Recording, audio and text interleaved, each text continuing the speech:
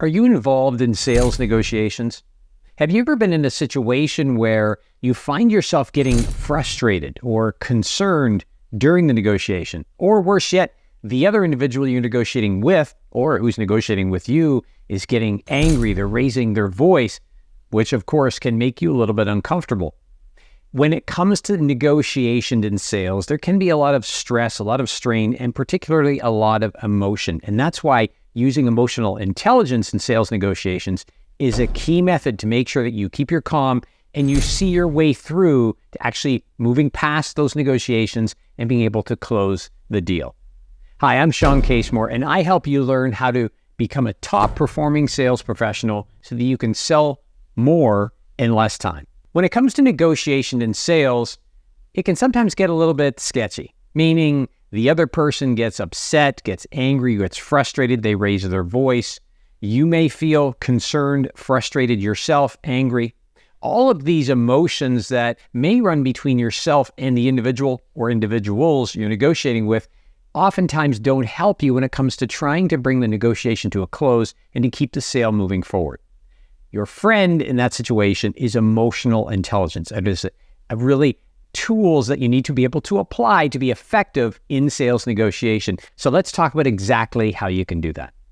Hi, I'm Shawn Casemore, and I help you learn how to be a top performing sales professional so that you can close more and therefore earn more.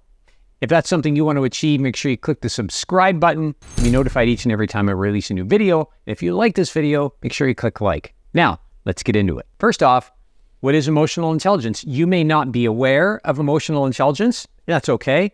I'll just give you the brief overview of what it is. Then I'll give you some ideas of resources you can tap into that will be helpful to learn more about it. First off, depending on who you talk to, there are different perspectives on what emotional intelligence consists of. I've heard some people say there's 4 pillars. Some people say there's 5 pillars. I'm going to give you 5.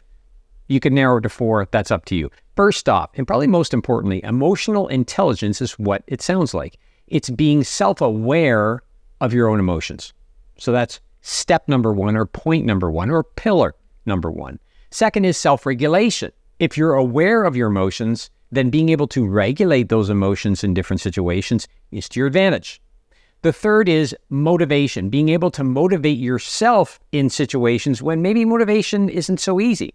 For example, maybe you think the other individual you're negotiating with, that they're going to walk, that this is over. But you got to keep yourself in the game. You got to stay motivated, stay positive, and stay focused on the goal.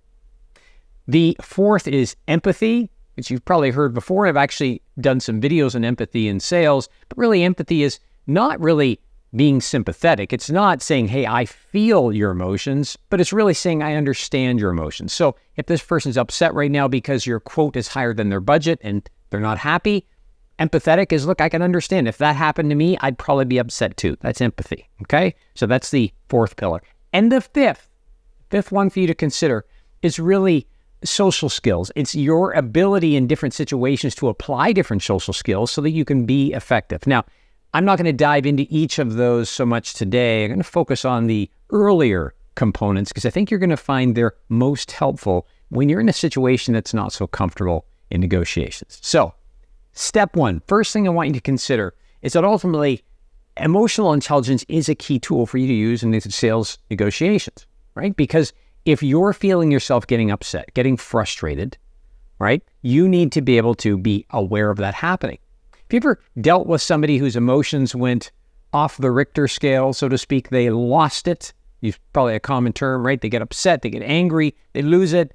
And what happens? That individual is often not successful in what they're trying to achieve. All they do is upset the people around them. Now, you really can't control the emotions of the person you're negotiating with, but if you can be aware of your own emotions, it's going to ensure that you avoid going off the Richter scale, so to speak, right? Because if you do that, the negotiations, maybe even the long-term relationship with the customer, it might be over. So, first step I want you to consider is in using emotional intelligence for sales negotiations, you want to be self-aware and be able to self-regulate your emotions. And let me give you a quick strategy to do that. If you find you're getting upset, you're getting frustrated, you feel maybe it's something it's raising up in your body and you feel you're getting tense, you're getting upset, what you can often do is take a moment. So the person says something to you, and rather than just jump to a response, say to them, That's a really good point. Give me a minute, to consider what you've said. That gives you a minute to calm down, okay? Gives you a minute to take a breath. Self-talk is also a great thing to do. So when you're in the conversation, you don't want to miss out on key points and be over here thinking about things. However, what you can do is make sure you make note of key things, take that minute, and use self-talk during the minute. Tell yourself, okay, this isn't done. We're still here. We're still having a conversation. It's maybe not where I want it to be. What's a good question for me to ask to keep this moving forward? So being self-aware, regulating your emotions, using some self-talk is kind of the key attributes of using, or at least initially using, emotional intelligence in sales negotiations. Now, there's a couple more. Let's jump into the next couple steps I want you to take. So let's flip this scenario around. Let's say the other person's not upset. The negotiation's going generally pretty well, but we want to speed things along, or we want to ensure that we're able to close the deal. Well, you can also use emotional intelligence more strategically in your negotiations to really accelerate the close. How? Well, when it comes to the initial conversations, you want to tune into the other person's emotions. Use your ability to really understand your own emotions to look at others. See them through a different lens and ask yourself, what emotional state are they in right now? If you see that they're getting excited, for example, while they're reading a brochure or during the meeting where you're telling them how your product or service can help them, you want to capitalize on that. And if you're tuning into their emotions, which is really using your EI skills, you have the opportunity then to respond to them. Say, what? It looks to me like this is something you might be interested in. Would you like to discuss how we can set up a free trial? Would you like to discuss how we can bring you into one of our clients' facilities to see this in action? Would you like to set up a free consult? It really depends on what your offer is, right? Based on what you're selling. But my point is, when you use the EI tools for yourself and you become accustomed to them, it becomes very easy then to apply those same tools to other people and to help recognize their emotional state, and then use your emotional intelligence to counter that state, to take advantage of those opportunities to further the sale and further your influence. Now, I've already touched on this briefly, but what happens if you're dealing with a prospect that's just rude and arrogant and pushy right from the get-go? Well, again, emotional intelligence is a key. I have myself dealt with people who are not happy right from the get-go, right at the very beginning of the conversation. My interpretation, that's a key word, to their tone, their verbs of language they're using, maybe how they're putting together an email, how they're speaking to me on the phone, I interpret that to be, oh, this person is rude or pushy or upset. But see, that's the problem. I'm interpreting it. So what I need to do when that happens is I ask myself, well, is that just my interpretation of who they really are? Maybe they sound this way all the time. Maybe they speak to everybody they know.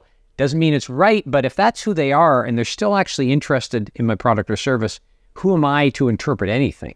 I just need to answer questions and move forward with my typical sales process. So when you become really adept at using your EI tools, being self-aware, being able to self-regulate, being empathetic, using your own internal motivation to keep you moving forward, it becomes much easier, not perfect, but it's going to become much easier to deal with those people that are pushy or rude. But step one, I want you to always ask yourself, when you start to interpret somebody in that way, is this how they're being right now with you, or is this maybe how they are with everybody? Maybe you're reading too much into this, right?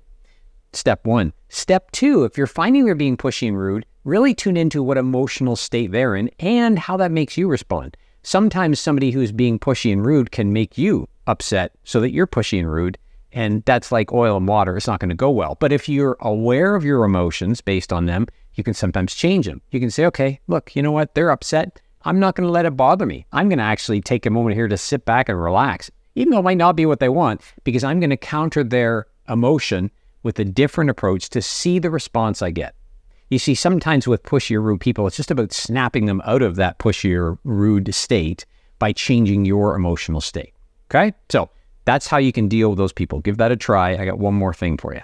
What I want you to avoid doing is trying to become a master in EI, because people pick up on that, right? If I'm over-exaggerating my emotions, or I'm constantly asking you, how does that make you feel? Oh, I can see that you're upset right now. Those kind of responses tend to be disingenuous. People pick up on what you're doing. As you've probably heard this before, they're picking up on what you're putting down, right? So you want to be very careful.